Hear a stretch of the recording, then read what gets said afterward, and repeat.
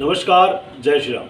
मैं Manoj Bhardwaj, yoga and acupressure, आपका इस वीडियो में स्वागत करता हूँ। आज का ये वीडियो अर्थराइटिस यानी कि वात रोगों के लिए।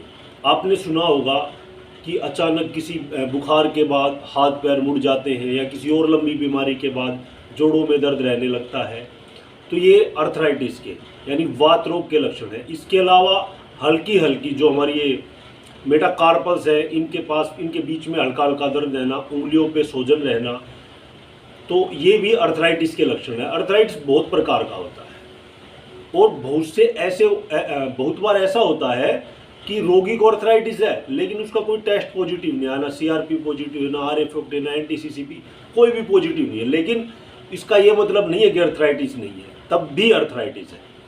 मुझे 2011 और 12 में अर्थराइटिस हुआ था और उस समय ये मेरे हाथ पैर मुड़ चुके थे, लेकिन बाबा रामदेव जी के वीडियोस मैंने देखने शुरू किए।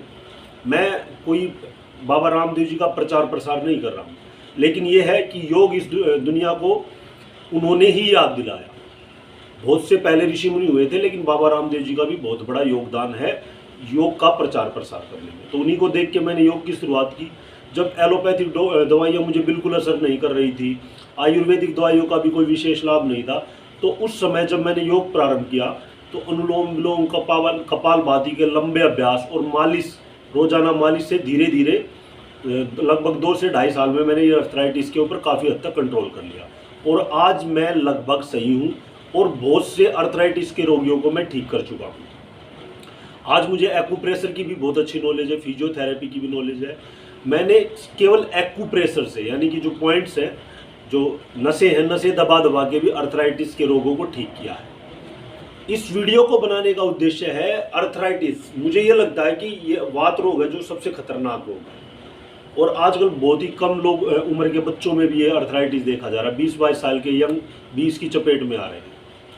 तो समस्या ये होती है हर जगह आपको एक्यूप्रेशर स्पेशलिस्ट नहीं मिलेगा। योग का यूट्यूब पे उल्टा सीधा ज्ञान मिलेगा, कोई कुछ बता रहा है, कोई कुछ बता रहा है, ये मिला दो, वो मिला दो। 99% झूठे नुस्खे होते हैं। मैं आपको एक बहुत ही साधारण नुस्खा बताऊंगा, वो है मालिश।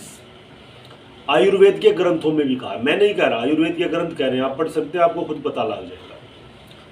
कहते हैं आयुर्वेद में कहा है, वमन कफ नाशाय, तवार नाशाय लाघव, सैनम पित्त नाशाय, वात नाशाय मर्दनम। यानी जो अंतिम जो लाइन है वो हमारे काम की है, वात नाशाय मर्दनम।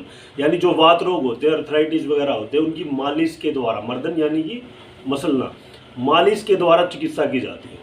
तो मैंने एक पेशेंट के साथ ये भी किया कि मैंने उसको लगातार मालिश करने की सलाह दी और मालिश का तरीका मैंने बताया कि कैसे मालिश करनी चाहिए। तो उस मालिश के तरीके से, जो दवाइयाँ तो खा ही रहे थे, मैंने दवाइयाँ छोड़ने के लिए मना नहीं कहा, मैंने कहा दवाइयाँ कंटिन्यू रखें, लेकिन जो दवाइयाँ उनको असर नहीं कर रही थी, बहुत कम आराम था, उन्हीं से 50 से 60 गुना आराम उनको हो गया। मतलब उन्हीं दवाइयों का असर होना शुरू हुआ और लगभग अभी उनको 2-2.5 महीने हुए हैं और काफ़ी हद तक उनका कंट्रोल है, उनके जोड़ वगैरह अभी अच्छे से काम कर रहे हैं और अपने दैनिक काम करने में समर्थ है। तो मालिश एक ऐसा इलाज है। यदि सर्दियां हैं तो हल्की धूप में बैठ के मालिश करनी चाहिए, गर्मियां हैं तो ज़्यादा धूप नहीं, सुबह की धूप में बैठ के की जा सकती है। तो मालिश कीजिए। यदि आपको अर्थराइटिस हो, कहीं से कोई आराम नहीं हो रहा, तो रोजाना नियम से नहाने से पहले अच्छे से पूरे शरीर पर आयुर्वेदिक तेलों की मालिश कीजिए, उससे आपको आराम होगा और